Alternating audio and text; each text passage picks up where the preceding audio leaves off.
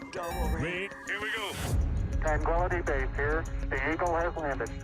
It's one small step for man, one giant leap for mankind. Liftoff of STS-7 and America's first woman astronaut. But in a moment, the 1980s will be arriving. What a decade it is coming up. Here she comes. 1-0 Spain. In audio.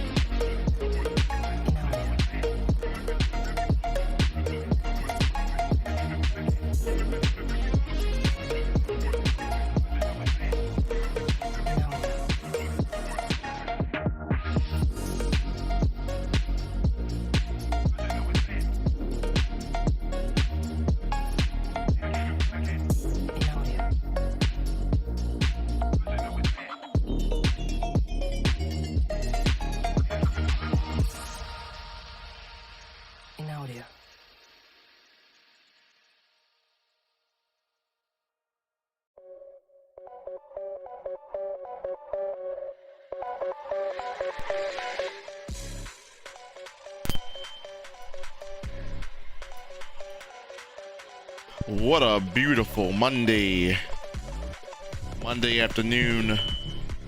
What a beautiful Monday afternoon. How you guys feeling today?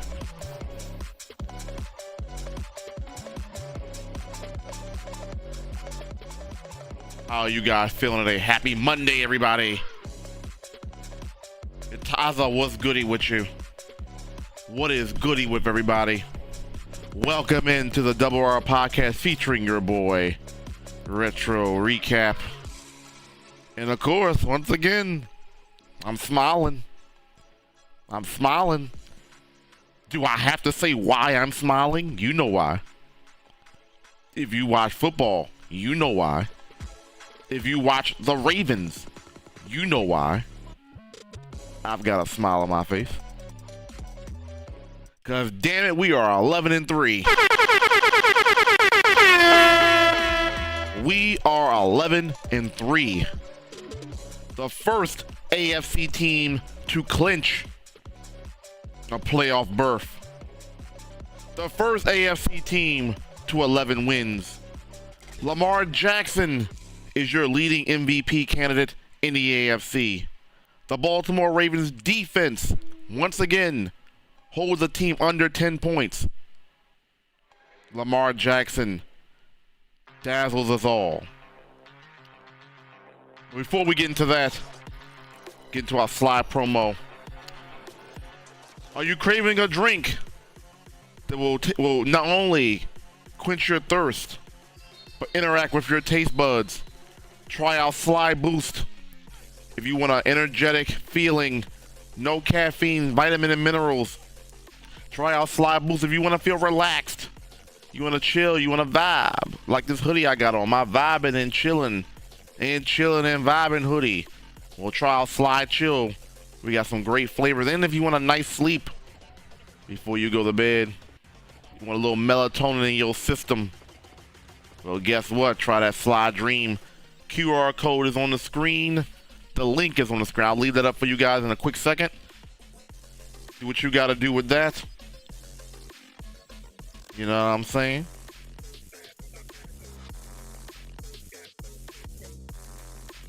I appreciate the love.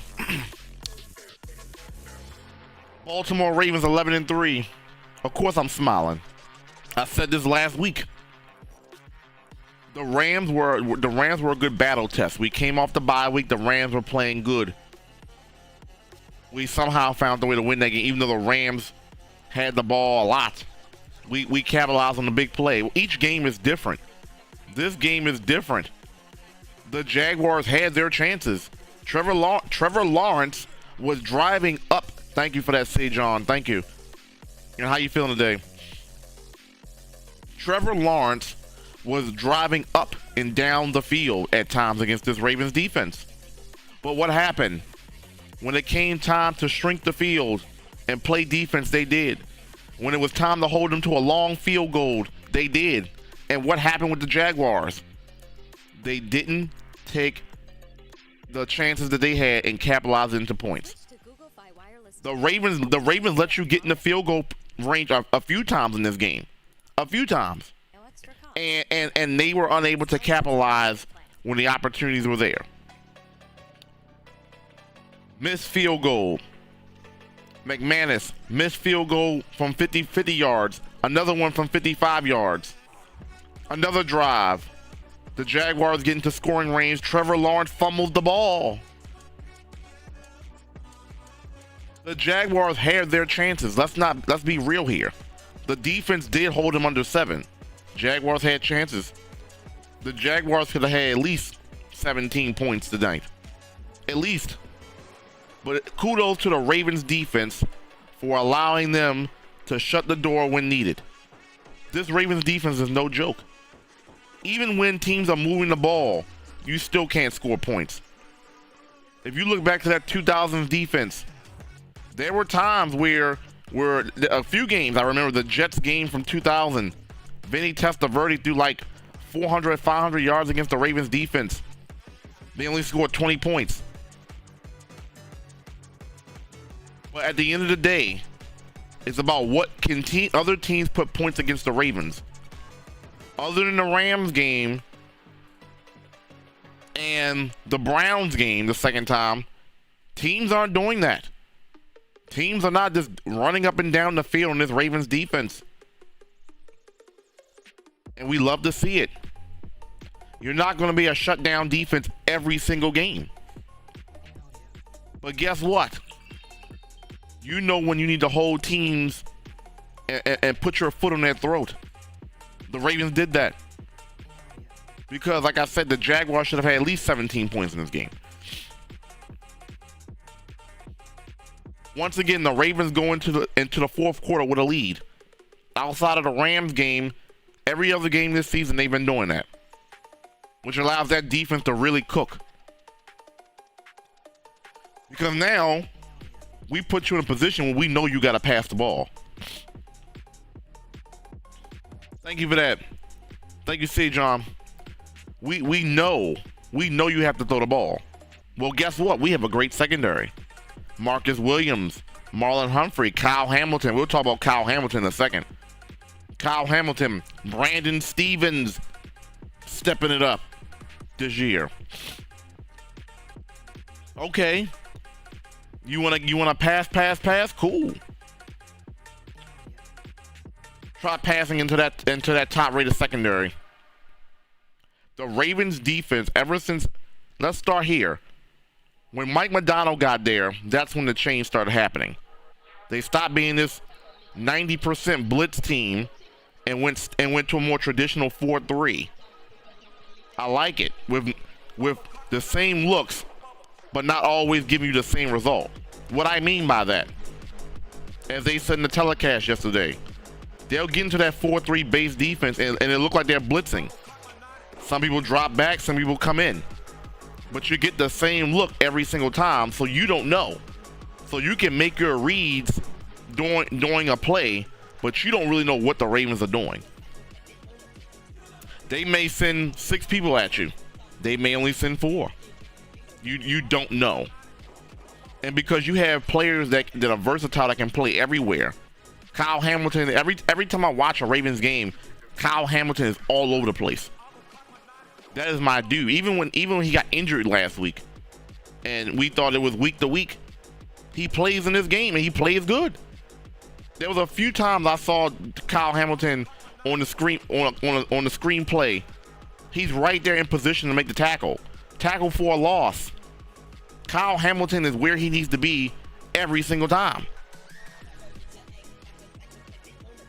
There are a lot of defensive MVPs on this team. Justin Madubuike, Kyle Hamilton, Clowney, Roquan Smith. Because Roquan Smith is the leader of this defense. Mike Macdonald was the first turning point where the Ravens defense started to get better. Roquan Smith is the other one. And drafting Kyle Hamilton was the other one. Because ever since those 3 things happened, this defense has been absolutely amazing. Absolutely amazing. This defense has been phenomenal. It took baby steps initially when Mike Macdonald got in. Then Kyle Hamilton, it was a slow start. Kyle Hamilton, towards the latter part of last year, really developed into his own. This year, he's everywhere. Linebacker, safety. He's on a line of scrimmage, blitzing. You can't ask for much more from a guy like that, from the safety position.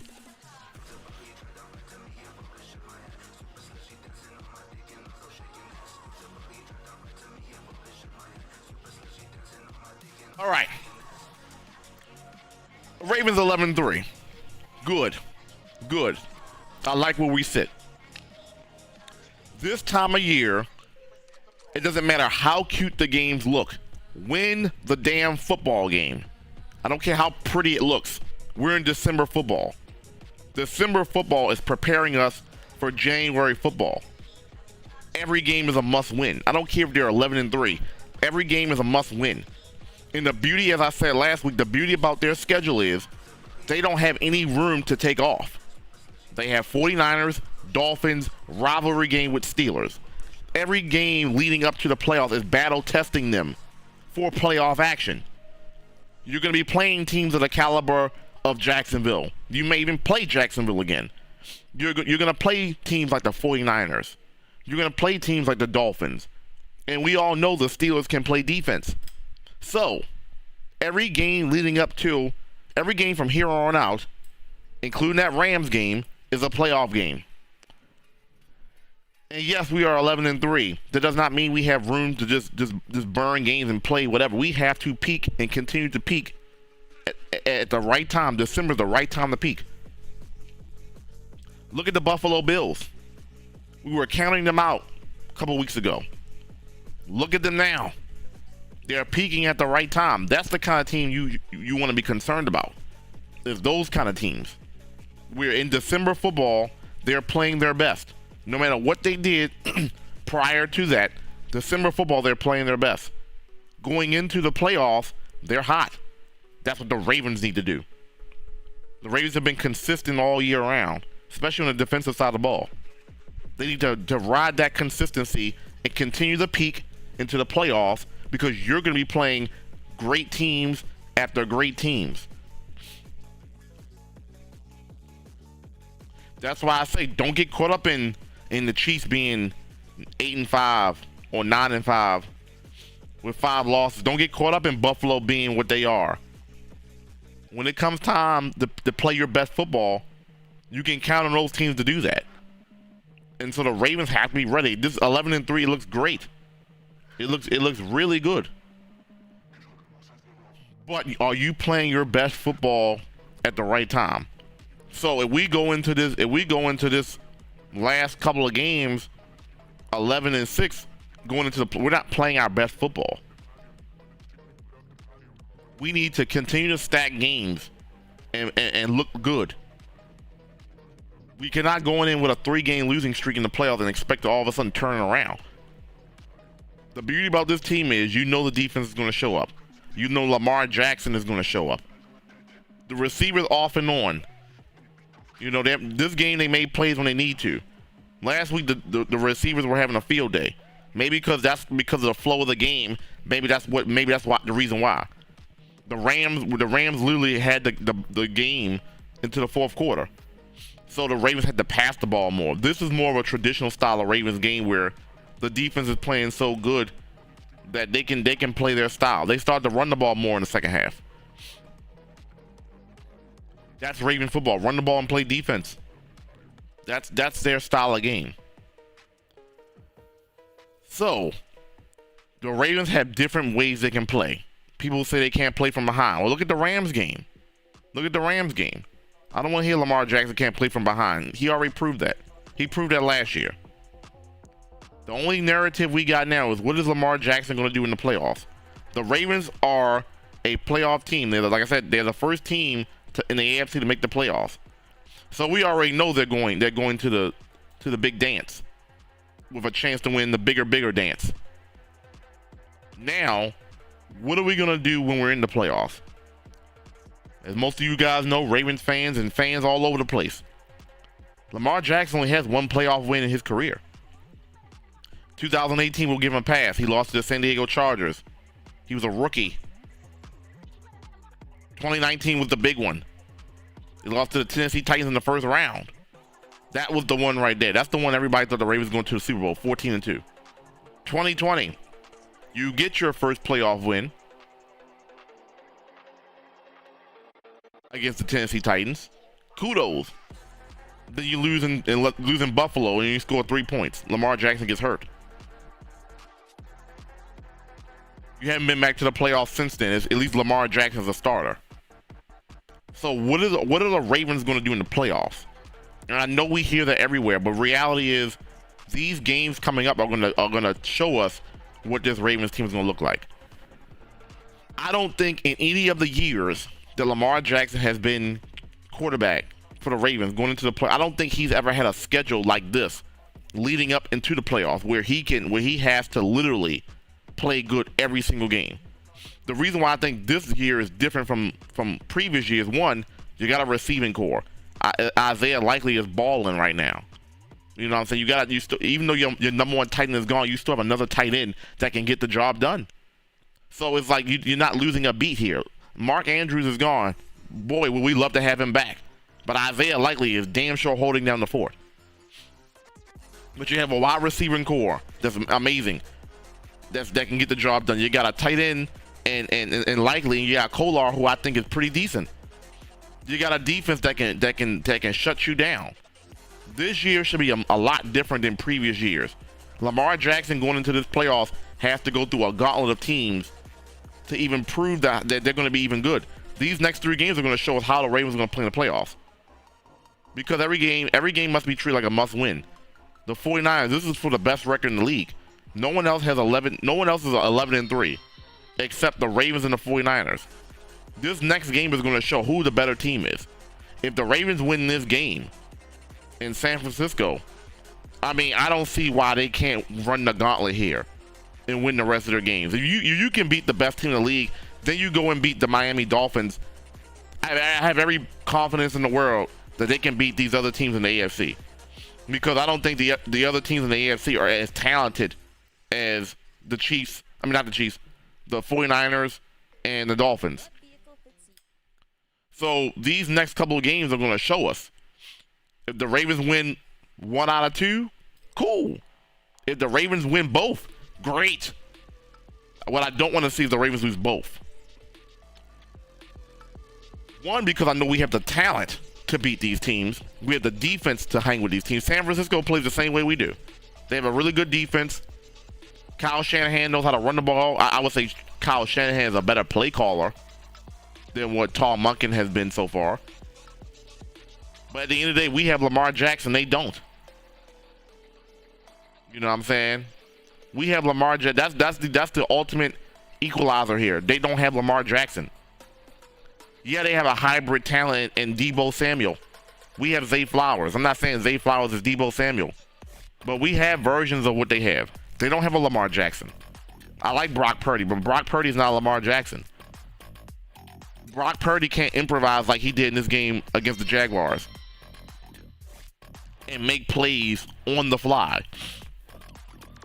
Just when you think you got him, Lamar Jackson does his best Houdini and makes a play, either taking off with the ball or throwing that play to Isaiah Likely. He said, look, if I drive the ball, it's going to get intercepted. I had to throw that ball higher up and let Isaiah Likely extend and use that frame and go up for the ball. And a good receiver is going to go up for the ball. The beautiful thing about Isaiah Likely, he's a tight end wide receiver hybrid. So he can make receiver-like catches with a tight end frame. That's the beauty about Isaiah Likely. He can catch the ball like a wide receiver, and he has the frame of a tight end, and he's athletic. Get him the damn ball.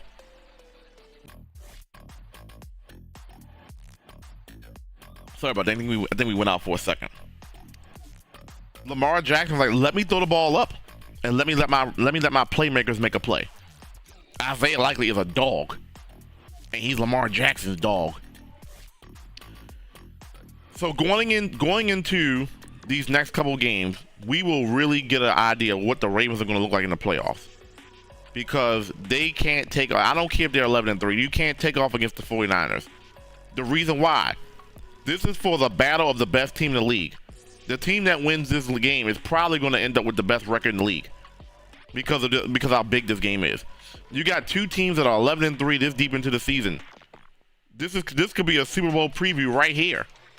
You know what I'm saying? So this game is big. This game is absolutely big.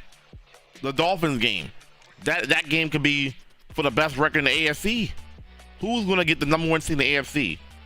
So you have 2 games back to back where you can't take a night off. You have to literally play your best football to prove that you are the best team in the league. And you got them back to back. And totally different styles at that. Miami more of an air it out team with a great passing game. San Francisco is more of a balanced team. Run game, pass game, good defense, good coaching. The Ravens have no reason to take a game off. And the way their mentality has been this year, I don't expect them to. The Ravens have been locked in all season. They have no reason to take a game off. And I know they're not. This game coming up is going to determine who's is more talented, because both teams' mindset has to be the same.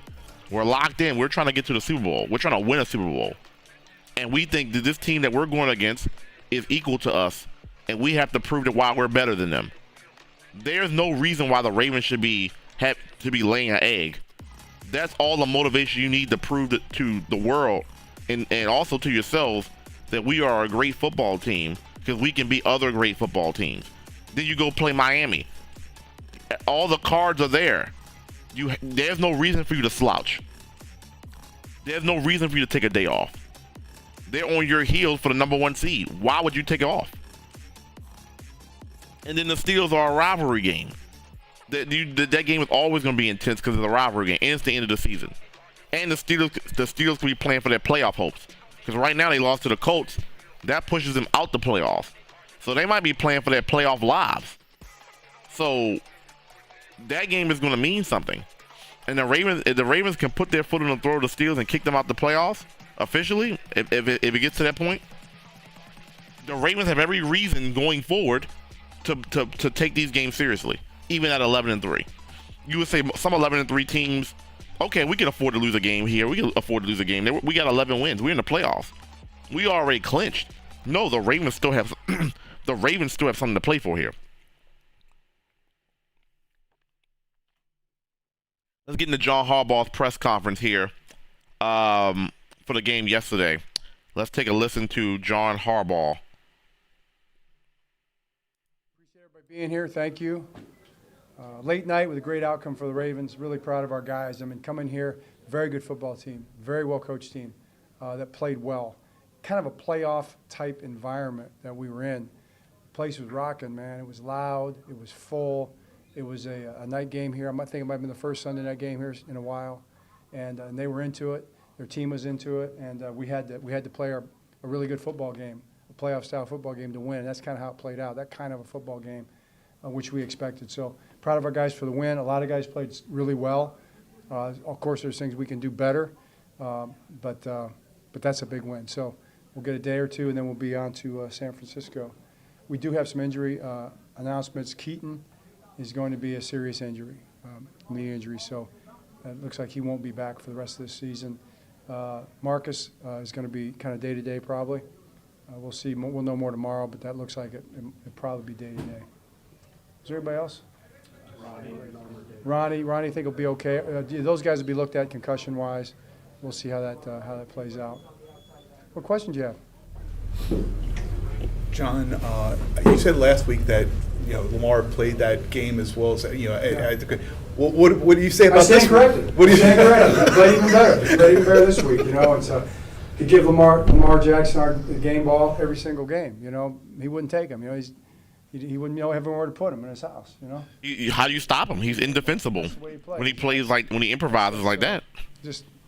I think I've said it before. I believe he's the best quarterback in the National Football League. I've said it many times before, and he continues to prove it. He proves me right. He proves he took the game over. And that's the thing about Lamar Jackson. People look at the numbers of Lamar Jackson and say, "Oh no, he's not the best quarterback in the league." Look at his numbers, which is why watching football games matters. You can't just look at stats and say Lamar Jackson's not an MVP candidate, because if you just stack up his numbers against some of the other quarterbacks, it's not going to look like MVP. He's 11-3. He improvises. You can't stop him. He's a threat offensively. He's a threat passing and running. He's a threat. How many quarterbacks can you say are a threat to run the ball and pass the ball at an elite level? Lamar Jackson only had 170 yards passing in this game.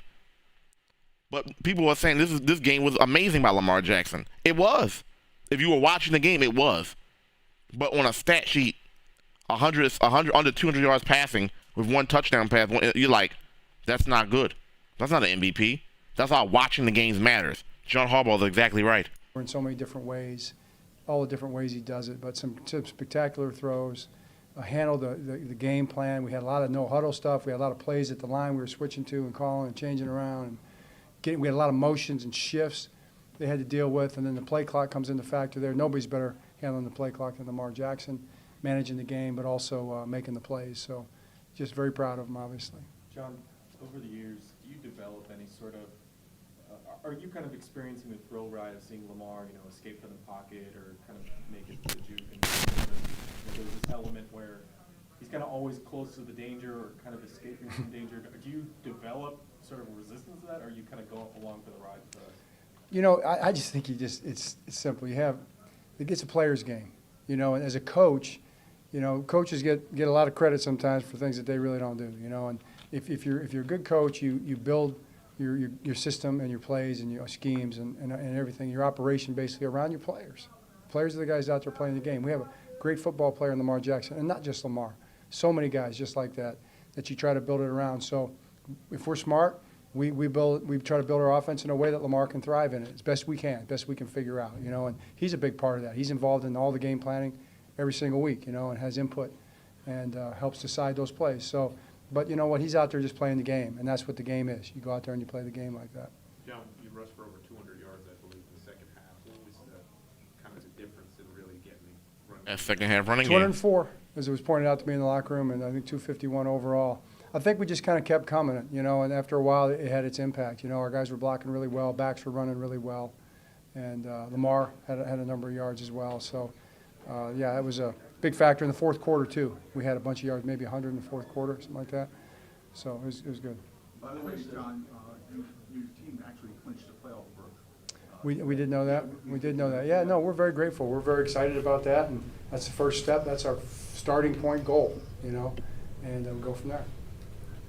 Jacksonville kind of had these moments, especially at the end of the first half, where they run a time, and I think there was another play where you guys kind of quick snapped it and got them with 12 men on the field. What do you make of your guys' poise in some of those moments, as there was a lot of chaos, and being able to take advantage? Both sides of the ball. Lamar again in the offense doing a great job substitutions. And, that was a great question. Part of the game within the game, and Lamar catching them there and getting that penalty. And then look at because that was big.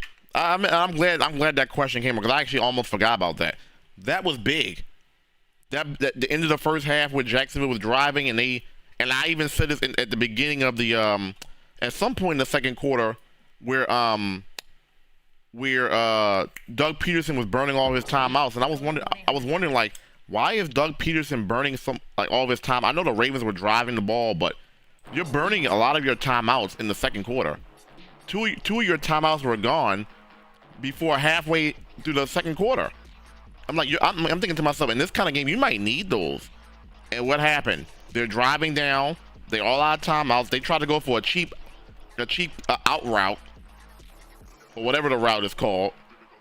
You know what I'm saying? With a receiver just take, like, he cuts into the left to the pole, and he got tag clock management from Jacksonville. And honestly, they should be ashamed of themselves for even running that kind of play. You know what I'm saying? Take the point. That's once again, take the points. There's so many opportunities that the Jacksonville Jaguars had to have points in this game. They didn't take it. You know what I'm saying? And then the 12 men on the field, they just gave the Ravens a first down. You know what I'm saying? Because Jacksonville, because the Ravens ran up to the line of scrimmage real fast, and Jacksonville had too many men on the field. So Harbaugh's right. Marcus Williams play at the end of the half. Mike made a great call. Marcus makes a great play. Tackle their guy around the flat route in bounds. A play we had. Fly route, okay, fly route. It's just a play people run that situation, and with no huddle. And Marcus made a great play, and that saved us right there, at least a field goal. It's just a fabulous play, and there were other plays like that in the game. How about we got some yards in the first half, but we made plays we needed to make to keep him out of the end zone. John, is the plan right now Melvin Gordon up on the roster, or is that what you foresee yourself doing? Yes. Yeah, we'll bring Melvin up. Yes, and somebody asked that. Hassan asked that question at the very beginning of the stream. Where can we find a running back? And I wanted to touch on that because I think Justice Hill. I know you said Justice Hill is he's not the answer, but he's a nice piece to what they have. Gus Edwards is the answer. He's the back that's going to get you your yards, those tough, gritty yards. He can break tackles. He's going to at least get you positive yards every run. You know what I'm saying? Justice Hill is not the number one guy, but he's a nice compliment. I think Justice Hill was having a great season, minus those fumble exchanges early in the year. He was having a great season running the ball and being an all-purpose back under Todd Monken's offense. I think he's a perfect counterpart to Gus Edwards, because Gus Edwards is a power guy, and Hill was more of a speed finesse guy who can make you miss. So, yes, Justin Hill is not the number one answer, but he is a nice compliment. Melvin Gordon, to me, is not the answer, but Melvin Gordon is not being put into a role where he has to be. You know what I'm saying? He's a nice third down guy. Yes. And that's where the Ravens are going to hurt big, because I think Keaton Mitchell was your big play guy. And I would have loved to see him against San Francisco, because he's the element that changes the game when the ball is in his hand. I wanted to see how San Francisco was going to defend him, but we won't see that. So, Gus is not the answer. Melvin is not the answer. I mean, Justice Hill is not the answer. Melvin Gordon is not the answer. But it's okay. You still got Gus Edwards, which is why the Ravens lose all these running backs, but they still manage to be in good shape for the most part. So, yeah. Working super hard. He's in great shape, and he'll be ready to go. How difficult, though? I mean, Keaton was just starting to get I mean, for him to suffer that injury, you know, how difficult do you think it's going to be? Yeah, it's heartbreaking. You know, I mean, he's a guy that I was just in there. We were just in there, you know, and we were talking. I hate when they ask questions like that. How heartbreaking. What do you think? Jamison Hensley, I'm sorry, my guy. I love you. I think you do great work, but what do you think? You're gonna ask the question, how does it feel to lose a guy like that? Well, he's been very impactful. He makes plays. What do you mean? How do you think it's gonna hurt the team? Of course it's gonna hurt the team. He was the guy. He was your big play guy from the running back position. He's done for the season. What do you think? I hate when they ask that kind of question. I'm just being honest. Been working super hard. He's in great shape. The question makes me sick sometimes. How difficult, though? I mean, Keaton was just starting to get I mean, for him to suffer that injury, you know, how difficult do you think it's going to be? Yeah, it's heartbreaking. You know, I mean, he's a guy that I was just in there. We were just in there, you know, and we were talking and we prayed. And he's just got a great attitude and demeanor about him. And, you know, it's a guy that you want to see. Don't forget to like the video if you just tuned in. Just feel for his parents right now. You know, they're watching and I'm sure they're feeling it too. There's going to be a lot of hype around this next game against the 49ers. Like, does the 24-hour rule still apply to, you know, this team and kind of handling the noise that's going to be coming its way when you guys get back to Baltimore? Oh, absolutely. That's how these guys are. I mean, these guys are going to be thinking about one thing and thinking about the next game. You know, 1-0 has been their mantra. You know, Lamar talked about it before the season ever started, and it's not going to change. Exactly. One game at a time. That's basically what I was just saying. One game at a time. You know what I'm saying? One game at a time. You can't overshadow these teams. You really can't. All right, let's get into the stats here. If you just tuned in, don't forget to like the video. I appreciate everybody. This is the Double R podcast featuring your boy Retro Recap, where we talk Ravens post game. What do I think? My reactions to the Ravens winning games, losing games, injuries. We talk about all on this podcast. Everything Ravens. At some point, maybe next year, maybe next season, even this season, I'm gonna start doing podcasts covering majority of the teams. So postseason, you're gonna see me do more podcasts covering all these games. But for right now, it's Ravens. Let's talk Ravens. Lamar Jackson, once again, 14 of 24 for 171. Like I said, you can't just look at the stats and say Lamar Jackson's not an MVP. You can't just do that. A lot of casuals say, oh, he only had 171 yards passing on 14 of 24. How is he an MVP candidate? Explain to me how Lamar Jackson's an MVP candidate. And my rebuttal is, are you watching the games? Are you watching the games? Look at Lamar Jackson do Houdini tricks. Look at Lamar Jackson's escapability and making plays in improv. You name me other players currently in this league that can do the kind of improv that Lamar Jackson can do. I'll wait. So you can't just look at these numbers and say Lamar Jackson is not an MVP. What guy do you know is 171 yards passing and almost another 100 on the ground, and that can do that on a consistent basis? What that means is, of course, you guys heard the term a dual threat. You have to worry about him running. You have to worry about him throwing. He's not just a pocket passer. He is a pocket passer, but he's not just that. He can pass from the pocket, and that's a big difference. A pocket passer versus a guy that can throw from the pocket is two different things. Lamar Jackson can throw from the pocket. He's a pocket passer, but he can also run the ball. What other quarterback can do both things? That's what sets him apart in the MVP race. He's the only person in the MVP conversation that can do that. So therefore, you have to give this man respect. If you just look at his numbers, you're gonna say, okay, he's not an MVP. He's not an MVP. He's not an MVP. You guys can't even see it. But 3,100 yards, 17 touchdowns, 7 interceptions. If you look at that, I mean, we're almost at the end of the season. If you look at those numbers, you're like, that's not an MVP. That's not an MVP. It is an MVP. Are you watching? Lamar Jackson scares you because he can take off anytime he wants. Like I said, if you play man-to-man coverage, he's taking off. If you play zone coverage, he'll pick you apart. He loves throwing to his tight ends.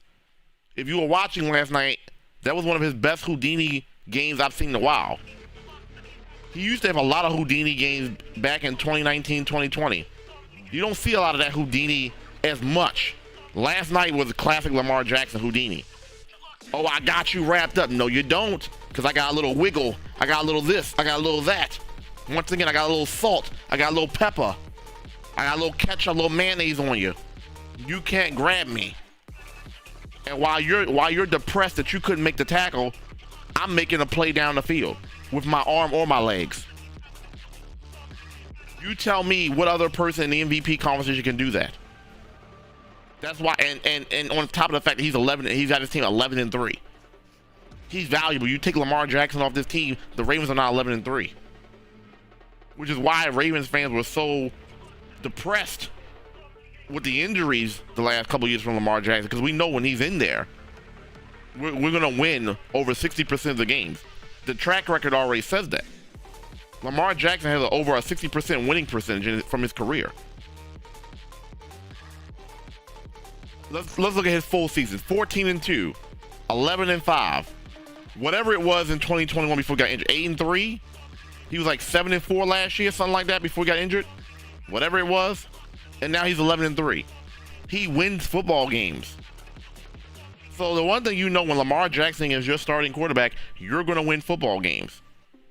Does that quantify as an MVP?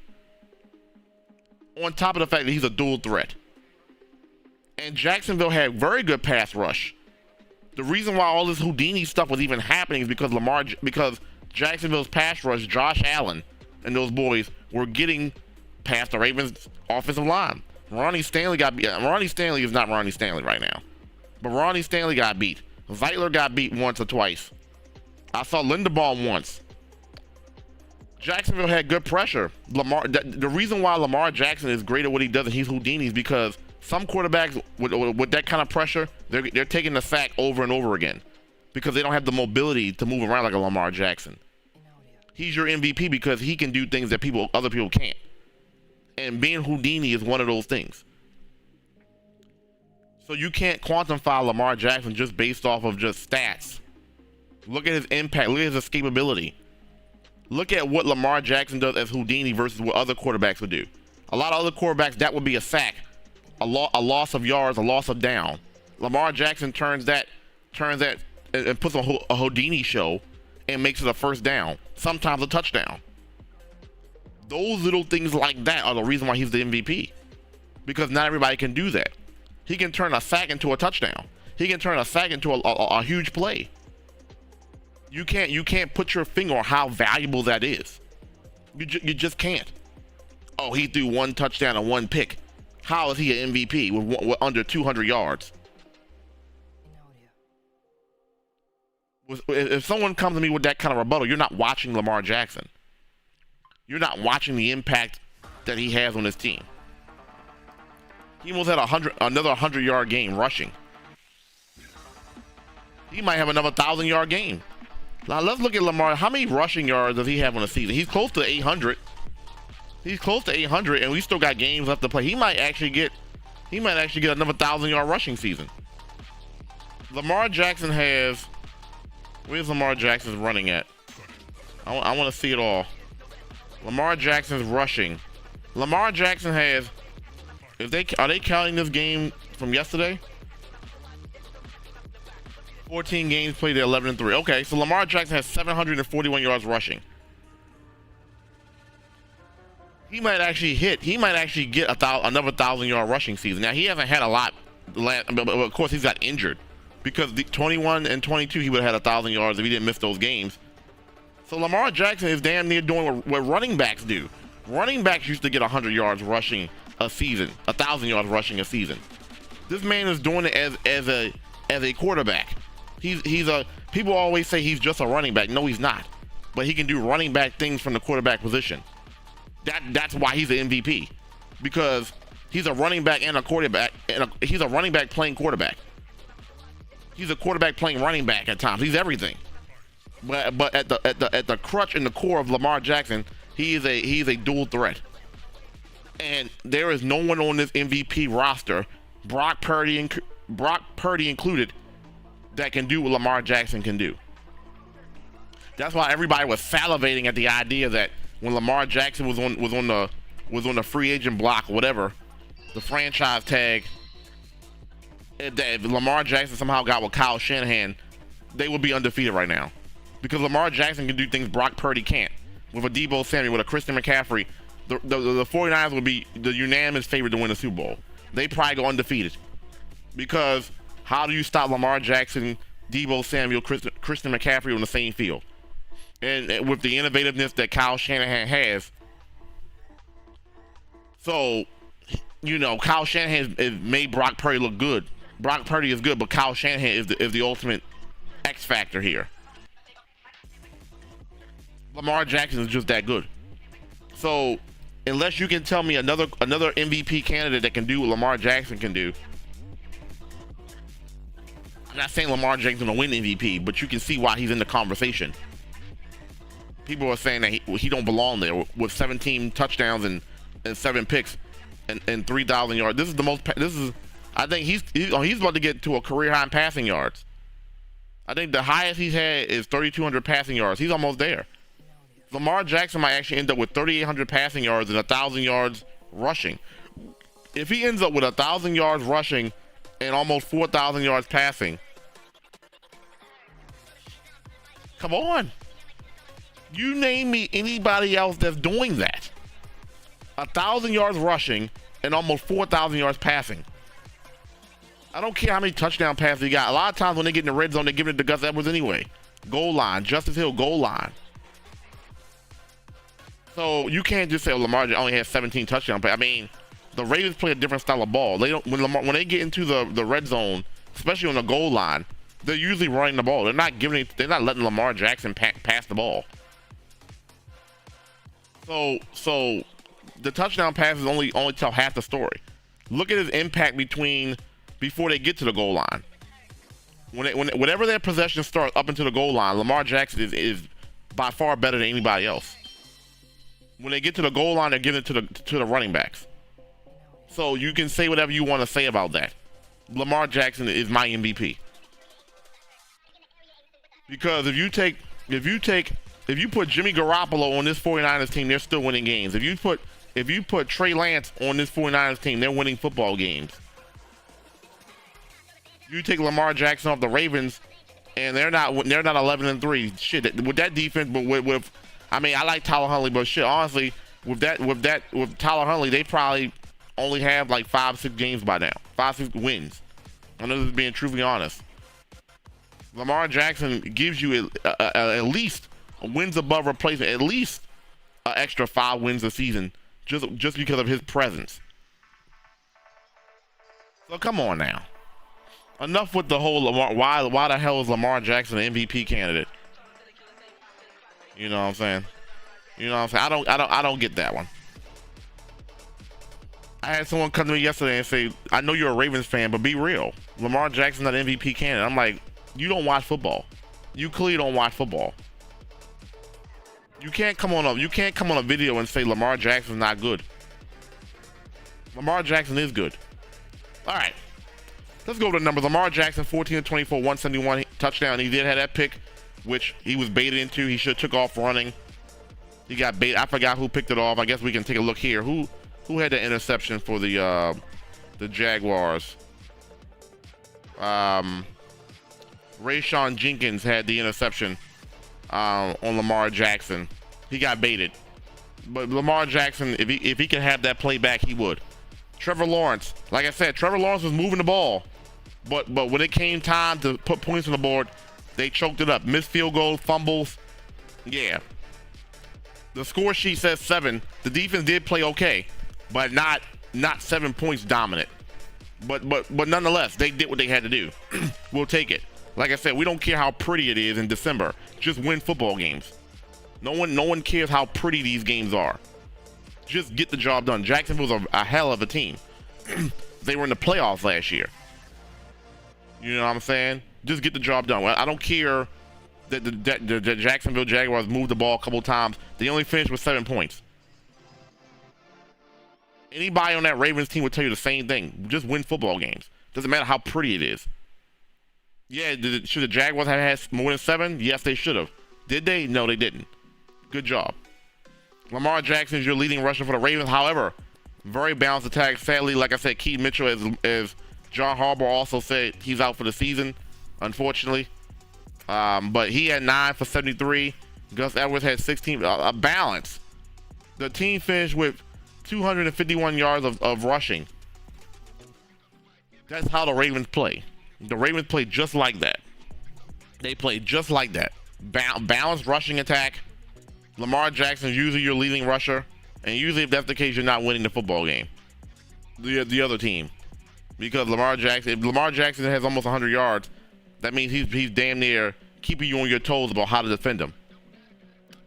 Isaiah Likely. I wanted to talk about Isaiah Likely real quick. Isaiah Likely is balling. Ever since the Mark Andrews injury, it may have took him a game or two, but he's been balling. He's been balling. And you know Lamar loves to throw to his tight ends. It's a perfect fit for Isaiah Likely to be a feature in this offense. He has 6 targets, caught 5 of them. I like that ratio. I really do. That means whenever we throw the ball to you, you're usually catching it and making plays. Back-to-back games with a touchdown for Isaiah Likely, balling. Outside of that, the receivers didn't do much in this game as compared to what they did last week. But once again, the flow of the game was much different this week versus the Rams. So, Rashad Bateman was getting involved early. I think he had like 2 catches on the first drive. He looked good. I thought this was going to be a Rashad Bateman breakout game. He almost had a touchdown too. But Lamar Jackson kind of underthrew it, but he was on his back foot. Or he was throwing from an awkward position. He didn't really get enough on that. He could have had a touchdown to Bateman. Thought Bateman wasn't that bad this game. Although he still remains, I don't know this for a fact, but I'm just looking from the eye test. Rashad Bateman definitely is the one receiver on this team where the ball gets thrown to him. He has a high usage of targets, and I don't mean high usage, but percentage-wise, the target to catch ratio. Every time I look at the stat sheet, I see Rashad Bateman with 5 targets with 2 catches, or 7 targets with 1 catch, and they throw the ball to him. He doesn't always catch it, but they do throw the ball to him. And I do notice that he doesn't have a high catch rate. And I would love to see that improve, especially these next couple games, because we're going to need Rashad Bateman. He hasn't really done much all year, but we need Rashad Bateman to be that guy. And I feel like he can. You know what I'm saying? I feel like he can. You know what I'm saying? I really feel like he can. OBJ usually performs under the bright lights. He only had 1 catch, 3 targets. He had a great game last week. Just stay healthy. At this point, OBJ, just stay healthy. We don't care about, I mean, we do care about the 1 catch for 14 yards, but we care about you staying healthy. Because we know when the games matter, now the Ravens have guaranteed themselves a playoff spot. We need you to be healthy for the playoffs. We need you to produce in the playoffs. I'm not saying we don't care about 1 catch for 14 yards, but we do care about you staying healthy because you are a threat. Nelson Aguilar, no targets, no catches. Zay Flowers, he usually leads in targets outside the tight ends. 2 targets, 1 catch. Very quiet game. Zay Flowers is interesting. Some games, Zay Flowers is a high target guy with a lot of catches, a lot of run after the catch. And then some games, he's like this. 2 targets, 3 targets, 1 catch, 8 yards. I don't know. It's interesting. Either way, they didn't need Zay Flowers that badly this game. But it is interesting how he can have these 9, 10 target games, and then he has games like this where he's only like 2 targets. Maybe it's part of the strategy. I don't know. What's up, Pizza? Welcome into the Double R podcast. How you feeling today? Let's talk about the defense real fast. Justin Madubuike and the defense hold another team under 100 points. Now, let me get my games up. Let me get my schedule up real fast, and let's take a look. Excuse me, coughing. I have been dealing with some sinus stuff going on. Let's look at how many games the Ravens have held teams under 10 points. First game of the season, they have the Texans under 10, 9 points. October 1, they held the Browns to 3 points. That's the first Browns game. Let's see. The Detroit Lions only got 6 points. The Seattle Seahawks only got 3 points. The Chargers only got 10 points. And last night, the Jaguars only got 7 points. So that's 6 teams that the Ravens have held under 10 points this year. I mean, what more can you say? Justin Madubuike, Kyle Hamilton been balling. Justin Madubuike has a sack in 11 straight games. They said on the post-game interview, Lamar Jackson is calling Madubuike baby Aaron Donald, and he's playing like it. He's a force in the interior. He's going to get paid, and I hope the Ravens are the ones that pay him because he has been balling. He's homegrown, and you could always tell Madubuike was going to be pretty good. I saw that in 2021. I thought Madubuike is going to be pretty good. It just took some time to develop, but now contract year, he's balling. His goal is to get 15 sacks by the end of the year. How many does he have? 12? Let's take a look. Madubuike. How many sacks does Madubuike have this year? Madubuike has 12 sacks this year. So he has 3 more games. So yeah, he could realistically get 15 sacks. He could realistically get 15 sacks. If he stays healthy and plays. Madubuike has been balling. Kyle Hamilton has been balling. It's hard to pick an MVP between Madubuike and Hamilton because Kyle Hamilton, to me, has been absolutely everywhere, been balling. You can't look at the stat sheet for Kyle Hamilton and he's another one. You can't just say Kyle Hamilton is not been, like, he plays everywhere. Tackle for loss. He plays good in the secondary. He plays good in the line of scrimmage. He plays good. He can cover ground. The man is talented. No interceptions for the Ravens this game. No interceptions. This game was interesting. No interceptions. They did force a fumble, and they did force missed field goals. So if you want to count that as turnovers, feel free. And then the Jaguars didn't cap out on a couple fourth downs, I believe. So, so I count those as turnovers as well because it's a turnover on downs. So yes, if we're just looking at the stat sheet here, let's see. It says that the Jaguars had 2 turnovers, and that was was it 2 fumbles? Yeah, it was 2 fumbles. But if you count the missed field goals, I count it as a turnover because you didn't capitalize. You could have got points, and I count the turnover on downs. So on fourth down, so they were 2 or 3. They only missed that 1. So realistically, the Jaguars had 5 turnovers, the 2 fumbles, the 2 missed field goals, and then the fourth down. And I feel like at some point they're gonna start counting turnover on downs as turnovers because you didn't get it. You're giving the ball to the other team at wherever you didn't get it, wherever you didn't get it at. That's a turnover to me. So the Ravens technically had 5 turnovers. That's a formula for success, which is the reason why they only gave us 7 points. So one thing that we look at every time we get on here is the Ravens yards per play given up. Now, historically, this season they've been on a great pace. They normally only give up 4.3, 4.2 yards per play. The last couple games has not been the same. Last week, I'm pretty sure it was like 5 yards a play, may have been 6. This week it was a 5.5. So their defense is giving up a little bit more, but the score sheet shows 7 points. So I'm not going to complain. But they give up 5.5 yards per play. Like I said, that's a little bit above what they normally do. But nonetheless, bend but don't break. Missed field goals, the fumbles, they did what they had to do. You know what I'm saying? They did what they had to do. So, excuse me. Can we get back to my main shot, please? In summary, the Ravens are 11-3. Lamar Jackson is an MVP candidate. The defense is holding teams under 10 points again. Justin Madubuike, Kyle Hamilton, balling. Brandon Stevens, balling. We haven't heard much from Geno Stone the last couple weeks, but we know he's leading the league in interceptions. Well, he was. I don't know. I haven't looked recently. This team is only going to go as far as Lamar Jackson and his defense takes them. Next week is a big test against the San Francisco 49ers, a team that plays just like you. We will really see where we stand. If we win, great. If we lose and it's a pretty good game and the Ravens played well and it was just a tough loss, okay. If the Ravens get blown out, then we got some questions here. Because they are a good team, we're a good team, we got blown out. So as long as that scenario doesn't happen, the Ravens coming out of next week can look good. A really good game, close loss, or you beat them. We just can't have a blowout loss, a 2-score loss, 3-score loss to a team. Because then I'm going to start questioning, are we playoff ready?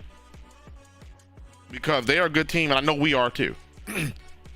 And the same thing is with Miami. They play like us. They from the trenches on out.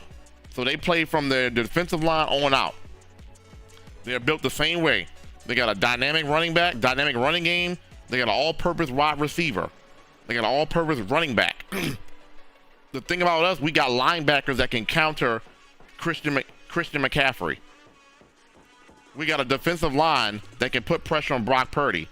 We know Shanahan's going to get Purdy moving on bootlegs, play actions.